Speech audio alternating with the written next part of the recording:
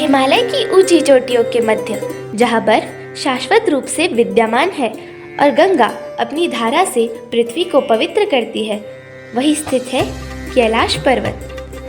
कैलाश, महादेव शिव और देवी पार्वती का दिव्य निवास। एक दिन कैलाश पर देवी पार्वती अपने कक्ष में थी। वो स्नान की तैयारी कर रही थी, किंतु उनके मन में एक विचार बार बार आ रहा था। जब मैं स्नान करूं तो द्वार की रक्षा कौन करेगा, क्योंकि शिवजी तो ध्यान में लीन रहते हैं और गण सब अपने कार्यों में व्यस्त रहते हैं। माता पार्वती ने सोचा, क्या मैं बिना किसी रक्षक के अपने कक्ष को खुला छोड़ दूं? नहीं, ये उचित नहीं। मुझे ऐसा कोई चाहिए जो केवल मेरा आज्ञाकारी हो, जो मेरे आदेश का पालन करे और मेरी रक्षा करे। और इसी विचार ने देवी पार्वती को प्रेरित किया एक अद्भुत कार्य के लिए। देवी पार्वती ने अपने शरीर पर लगाए उपटन को एक पात्र में इकट्ठा किया। वह कोई साधारण उपटन नहीं था। उनमें उनकी तपस्या की शक्ति, उनकी पवित्रता और मातृत्व का भाव था। उन्होंने बड़े ध्यान और स्नेह से उससे एक बालक का रूप गढ़ा। जब मूर्ति तैयार हो गई, देवी ने अपनी दिव्य शक्तियों से उसमें प्राण फूंक दिए और देखते ही देखते वह बालक जीवित हो उठा।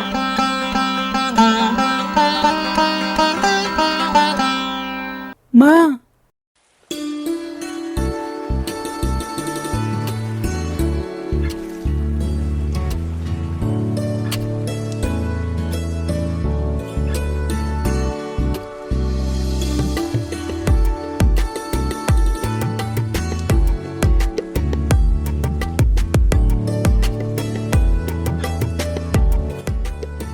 पुत्र गणेश।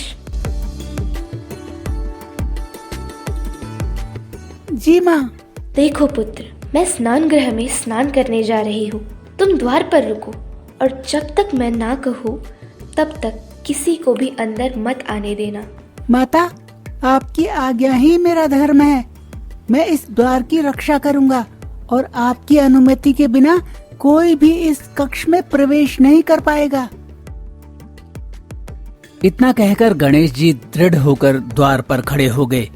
उनकी आंखों में तेज था, चेहरे पर निश्चय और हृदय में केवल अपनी माता के प्रति भक्ति। समय बीतने लगा। देवी पार्वती अपने कक्ष में स्नान हेतु चली गई। बाहर बालक ने अपने स्थान को दृढ़ कर लिया। देवी पार्वती अपने स्नान में मग्न थी, किंतु उनके मन में भी एक विशेष आनंद था। वे सोच रही थी कि आज मैंने अपने ही अंगों से एक पुत्र की सृष्टि की है। माता ने मुझ पर विश्वास किया है। ये विश्वास ही मेरे लिए सबसे बड़ा आशीर्वाद है। मैं इस विश्वास को कभी टूटने नहीं दूंगा। समय धीरे धीरे बीत रहा था, पर द्वार पर खड़ा बालक थोड़ा भी विचलित नहीं हुआ। उसके भीतर केवल एक ही विचार था, माता की आज्ञा मेरा जीवन है।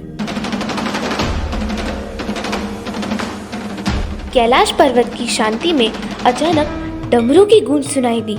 यह ध्वनि साधारण नहीं थी, यह स्वयं महादेव के आगमन की सूचना थी। शिवजी मंद मुस्कान के साथ अपने निवास की ओर बढ़े। उन्हें पता नहीं था उस कक्ष के द्वार पर अब एक नया प्रहरी खड़ा है, वह बालक गणेश, जिसे माता पार्वती ने जन्म दिया था। ठहरो, ये कक्ष मेरी माता का है। माता ने मुझे आदेश दिया है कि जब तक वो स्नान कर रही हैं, किसी को भीतर प्रवेश न करने दूं। आप आगे नहीं बढ़ सकते। बालक, तुम कौन हो? अब तक इस द्वार पर मैंने तुम्हें कभी नहीं देखा। किसने तुम्हें यहाँ नियुक्त किया है? मैं माता पार्वती का पुत्र हूँ। माता ने स्वयं अपने हाथों से मुझे जन्म दिया है। उनका आदेश ही मेरा धर्म है और उसी आदेश के अनुसार चाहे कोई भी हो, भीतर प्रवेश नहीं कर सकता। ये स्थान मेरा है और वो कक्ष भी मेरा है। तुम्हें दिया गया आदेश मुझ पर लागू नहीं होता। तुम शायद मुझे पहचानते नहीं। मैं ही इस ग्रह का स्वामी हूँ। स्वामी? मेरे लिए स्वामी केवल मेरी माता है। माता ने कहा है कि मैं किसी को भीतर न जाने दूं। तुम चाहे जो भी हो, जब तक माता स्वयं अनुमति न दे, तुम्हें भीतर जाने की आज्ञा नहीं है। गणेश जी की ये बातें सुनकर शिव जी के नेत्र क्षण भर के लिए लाल हो उठे। कभी किसी ने उन्हें उनके ही गृह में रोकने का साहस न किया था, परंतु इस बालक की वाणी में न डर था न संकोच। उसके भीतर केवल मातृभक्ति का तेज था। वत्स, तुम्हारा साहस प्रशंसनीय है, किंतु ये उचित नहीं कि तुम मुझे अंदर जाने से रोक रहे हो। हट जाओ और मुझे अपने कक्ष में जाने दो। मेरे लिए आप एक अजनबी हो और माता के आदेश से बड़ा मेरे लिए कुछ नहीं। यहीं से आरंभ हुआ वो संवाद जो केवल शब्दों का आदान प्रदान नहीं था, बल्कि दो महाशक्तियों का टकराव था। बालक, मेरा धैर्य मत परखो।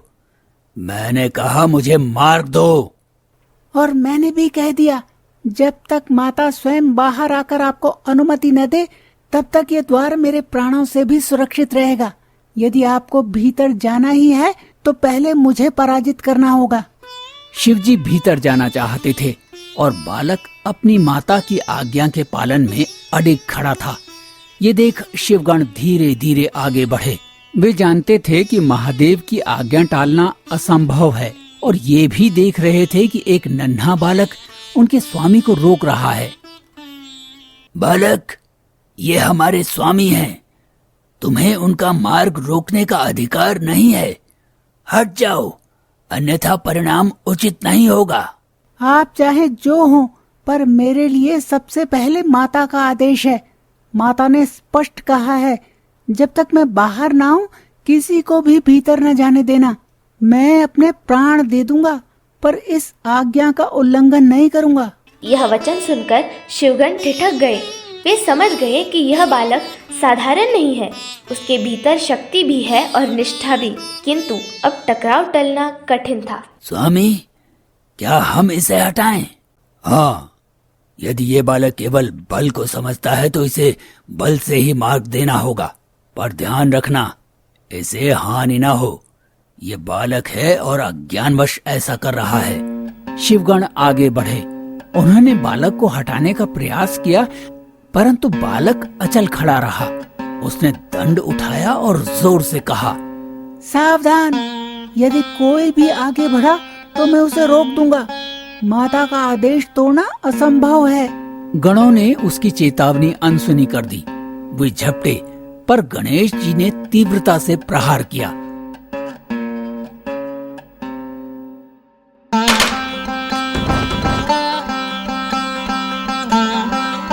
क्षण भर में गण भूमि पर गिर पड़े। ये बालक साधारण नहीं, इसमें तो अद्भुत बल है। बालक, तुमने मेरे सभी गणों को परास्त कर दिया। तुम्हारा साहस अद्भुत है। अब हट जाओ, अन्यथा मुझसे मुठभेड़ तुम्हारे लिए भारी पड़ेगी। मुझे बल दिखाने का मोह नहीं, मुझे केवल माता का आदेश निभाना है। यदि स्वयं आप भी मेरे सामने आएंगे तो भी मैं पीछे नहीं हटूंगा। बालक की इस निर्भीकता से शिवजी क्रोध में भर गए। उनके माथे पर हल्की भ्रुकुटी चढ़ गई। समस्त कैलाश का वातावरण गरज उठा। देवता भय से कांप गए। महादेव का ऐसा रूप उन्होंने कम ही देखा था। बालक, तुम्हारा साहस अब अज्ञानता की सीमाएं लांघ रहा है। मैं तुम्हें अंतिम बार आदेश देता हूँ, मार दो।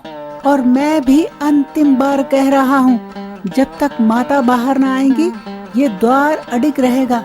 यदि भीतर जाना ही है तो पहले मुझे पराजित करना होगा। क्षण भर में वातावरण युद्ध स्थल बन गया। एक ओर स्वयं महादेव और दूसरी ओर बालक गणेश। एक ओर त्रिशूल, दूसरी ओर दंड। एक ओर त्रिनेत्र, दूसरी ओर बाल साहस। और फिर वो क्षण आ पहुंचा जब पिता और पुत्र के मध्य पहली बार शस्त्र टकराने वाले थे।